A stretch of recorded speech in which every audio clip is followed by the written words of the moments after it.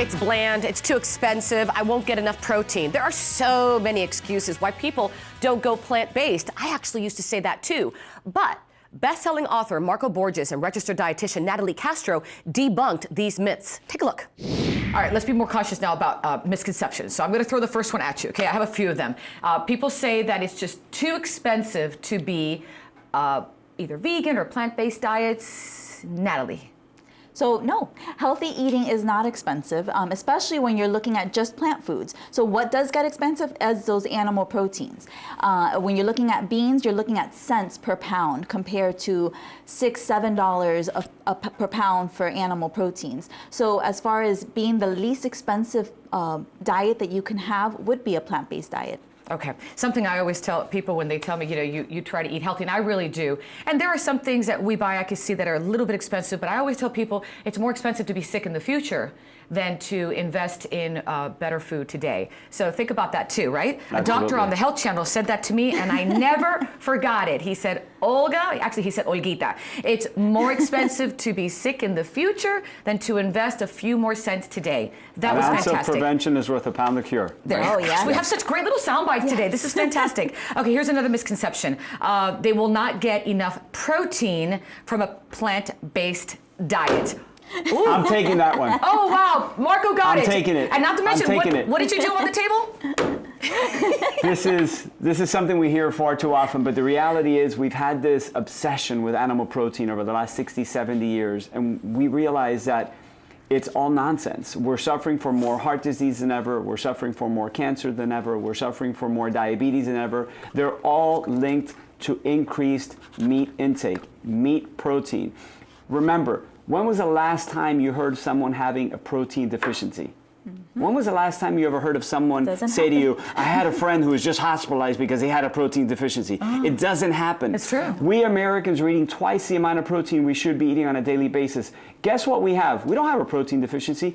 We have a fiber deficiency. We eat half the amount of fiber we should be on a daily basis. That's a big problem. It's actually an $8 billion constipation problem. So we don't have an issue with protein. We don't have an issue with animal protein. We have a fiber deficiency. So anyone that tells you that you're going to have a protein deficiency on a plant-based diet is absolute nonsense. They don't know what they're talking about. That was fantastic. I love that. Yeah. I'm just writing down all these great sound bites, Marco.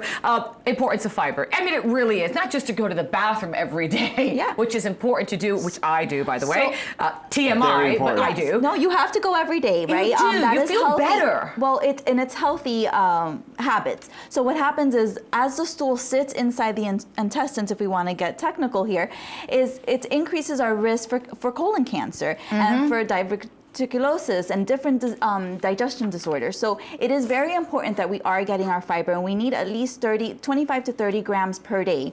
And like Marco said, people are not getting that.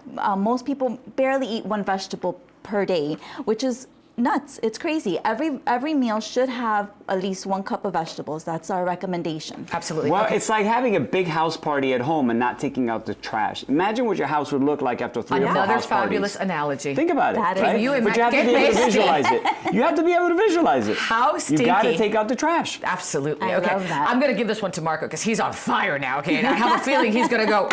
They say, some people say that you don't get enough nutrients on a plant-based diet. Well, that's nonsense. I'm scared he's like going to hit me now. Well, the reality is that a plant-based diet is much more nutrient dense, and the beauty is that it's less calorically dense. So you're actually getting more nutrients and less calories. This is why people lose weight on a plant-based diet. When people ask, well, how is it that you lose weight on a plant-based diet? You wind up eating more food, right? Because there's more volume of food, because there's fewer calories, but in that food, there's a lot more nutrient density, and guess what? You're also eating fiber. One thing we didn't mention is fiber only exists in plants. You have to eat plants in order to get fiber. There is no fiber in any animal products, 0. So if you want fiber, you have to eat plants, right? So when you look at where you're going to get your nutrients from, you're getting a lot more nutrient density from the plants. All right, I have a couple more, but before we get to them, let me just show our viewers our phone number in case you want to partake with us and ask a question or two, 855-796-4475. You know, we always love to hear from you, and we take your call ASAP. AP. All right, so here's another one. People kind of think that they're not going to get enough of the vitamins, especially like vitamin B12. And what's another one that I wrote down here? Just vitamins in general, Natalie. And then I have a good one for you, Marco. Yeah, so when you're 100% plant-based, or if someone calls themselves vegan, you want to make sure that there's two nutrients that you want to make sure you're supplementing with, which would be your B12 and your vitamin D.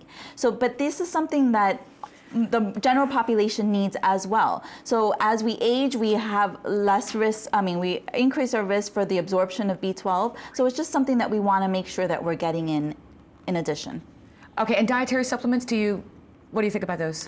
So it all depends. If we're eating a very balanced, healthy diet, and that's what we recommend, right? That we're eating our vegetables, we're having our whole grains, and we're getting those beans in for the protein options that we have on our meal, then we're able to make sure that our meals are balanced and that they're nutriently dense. Oh boy. It's okay. Don't worry. You're doing fantastic. Okay, so this is my misconception. Okay, so this is one that I would say to Marco. Oh my gosh. Bring it on. The Lord help me. No, but I'm going to be honest, and I think the viewers know that because they know I'm a carnivore. I love ribeye, medium rare. I eat everything. I mean, you put anything in front of me, Olguita eats it. I just feel like it would be bland and boring. Yeah. I'm sure you hear that. Yeah, no, absolutely. A plant-based diet to me would be bland and boring. True or false? False. Okay. Absolutely false. Okay. So you wind up eating a much wider variety of foods. Look at that. And the beauty of it is that everything that you do to meat, you can do to plants. So what makes meat dishes taste so great is that you add spices, you add herbs, you add a bunch of really amazing, by the way, which are all plant-based. That's true. So if you season the food well, you're going to wind up having an incredibly delicious meal that's also going to be nutritionally dense. But the beauty of it is that you're going to be eating a lot more foods than you typically eat. Most people wonder what a plant-based diet consists of, and they think immediately, oh, it's all greens all day long. But the reality is that it couldn't be further from that, because we know the bounty of variety that there's in the grains, the seeds, the nuts, the legumes, the beans, the vegetables, the fruits. There's a lot more variety in the plant kingdom than there is in the animal kingdom. Okay, something I want to get to before I go to a break is also your thoughts on, Natalie, on processed foods. So processed foods, they're chemically enhanced, right? So we are making these different things with additives and things that are not natural, but we're putting in natural flavors. It's something that chemicals have been put together to make a flavor taste to our taste buds the way it would taste naturally.